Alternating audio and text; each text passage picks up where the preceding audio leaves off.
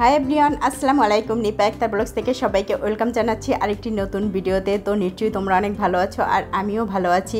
তো বন্ধুরা, দেখতেই পাচ্ছ যে আমি গরুর ভুঁড়ি কোরবানির দিনই পরিষ্কার করে রেখেছি, তারপর ফাইনালি পরিষ্কার করে ছোট ছোট করে কেটে নিয়েছি।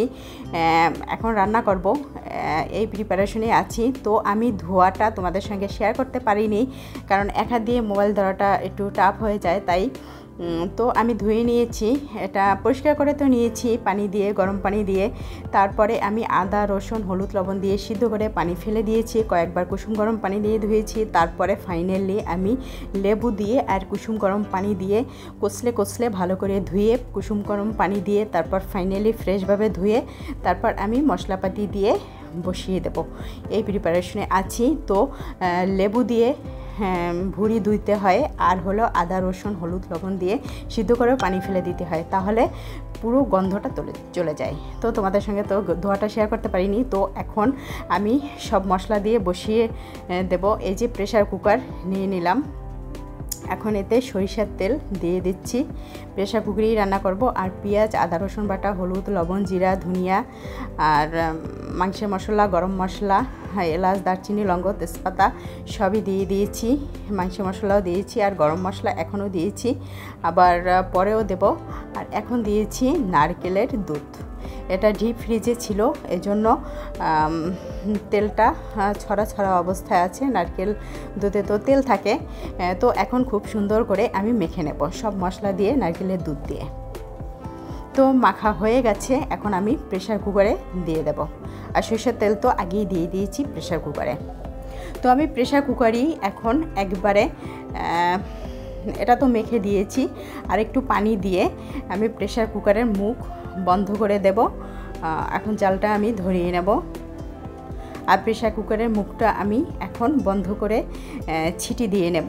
আমি ছিটি দিয়েছি কটা, আমি বলি মিডিয়াম টু লো হিটে ছিল জালটা। প্রথমে একটু হাই হিটে, তারপর মিডিয়াম টু লো হিটে ছিল। আমি 12টার মতো ছিটি দিয়ে নিয়েছি, কারণ এই যে ভুঁড়িটা, এটা কিন্তু মোটা চামড়া, এটা কিন্তু সিদ্ধ হতে সময় লাগে। আর ঠিকঠাকভাবে যদি সিদ্ধ না হয় তাহলে কিন্তু টেস্টটা আসবে না। চাবান দিলে মনে হবে যেন রাবার রাবার, আর চাবান দিলে যদি নরম ভাব চলে আসে তাহলে কিন্তু ভুঁড়ির টেস্টটা অন্যরকম হবে। তো প্রেসার কুকারে ছিটি দেওয়া হয়ে গেছে, ভুনা হয়ে গেছে। এখন আমি পাশে শুকনো মরিচ ভেজে নিচ্ছি, সাথে পেঁয়াজ, রসুনও ভেজে নেব। এই যে একটু পাশে উঠিয়ে রেখেছি, আগে মরিচটা আমি একটু ভেজে নিচ্ছি লাল লাল করে। তো এখন পেঁয়াজ, রসুনটা আমি সুন্দর করে ভেজে নেব।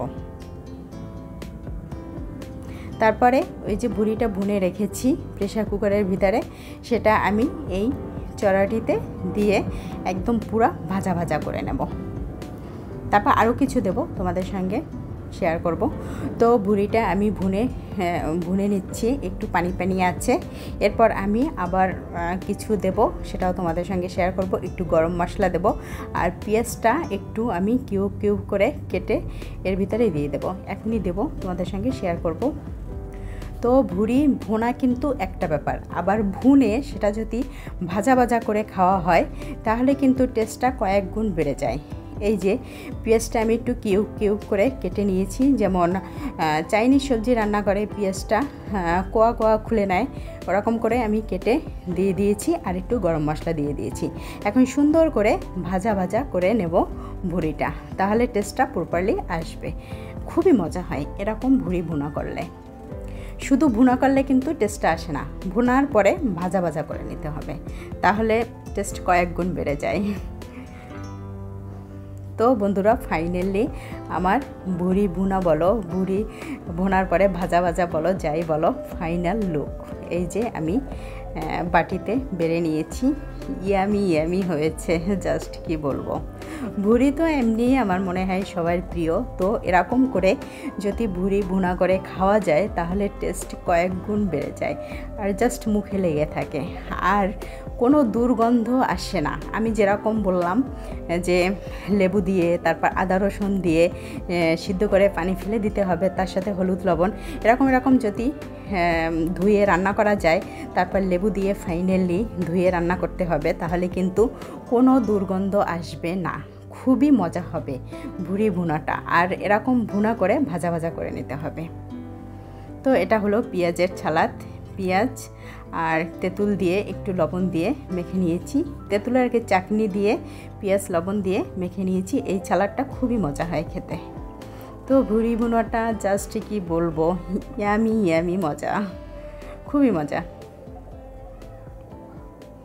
আগে আমি ঠিকঠাকভাবে ভুঁড়ি পরিষ্কার করতে মানে অনেক কষ্ট লাগতো, কিন্তু এখন অনেক সহজ লাগে আমার কাছে ভুঁড়ি পরিষ্কার করাটা, কারণ এখন ইজি হয়ে গেছে আমার কাছে। কেমন জানো, আগে অনেক কঠিন লাগতো। তো খাচ্ছি অনেক মজা করে। তো বন্ধুরা, এরকম তোমরাও চাইলে ভুঁড়ি ভুনা করে আবার ভাজা ভাজা করে খেতে পারো, খুবই মজা হয়। তো বিকালে একটু ঘুমিয়েছিলাম, ঘুম থেকে ওঠার পরে আমার খুব খেতে ইচ্ছে করছে একটা কেক। অনেক দিন বানানো হয় না, তাই একটা কেক আমি গুলিয়ে তারপর বসিয়ে দিলাম। তো নিচে একটা ফ্রাই প্যান দিয়েছি, উপরে আর একটা ফ্রাই প্যানে আমি কেকের ব্যাটারটা দিয়ে দিয়েছি। আমি সাধারণত কেক এরকম বড় ফ্রাই প্যানেই বানাই, তাহলে হয় কি বেশ বড় একটা কেক হয় আর অনেকগুলো কেক হয়, বেশ অনেক দিন খাওয়া যায় ফ্রিজে রেখে। তো কেকটা এখন ঢেকে দেব, হইতে থাকুক, তারপর তোমাদের সঙ্গে শেয়ার করবো না। তো পুরা প্রস্তুত প্রণালীটা তোমাদের সঙ্গে শেয়ার করতে পারলাম না, অন্য আরেক দিন শেয়ার করব। আজকে জাস্ট এতটুকু তোমাদের সঙ্গে শেয়ার করলাম। তো দেখো বন্ধুরা, ফ্রাই প্যান ভরে একেবারে পুরা উপরে জেগে গেছে কেকটা খুবই ভালো হয়েছিল। এটা হলো ভ্যানিলা স্পঞ্জ কেক।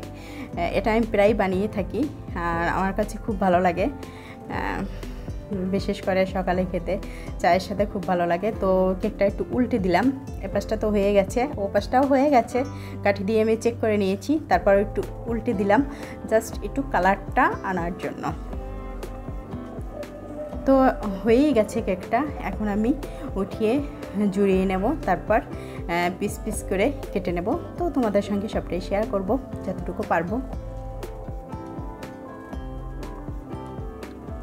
তো বন্ধুরা, এই দেখো কেকটা আমি কেটে নিয়েছি, বেশ অনেকগুলো কেক হয়েছে এবং এক একটা পিস আমি খুব পুরো করে কেটেছি।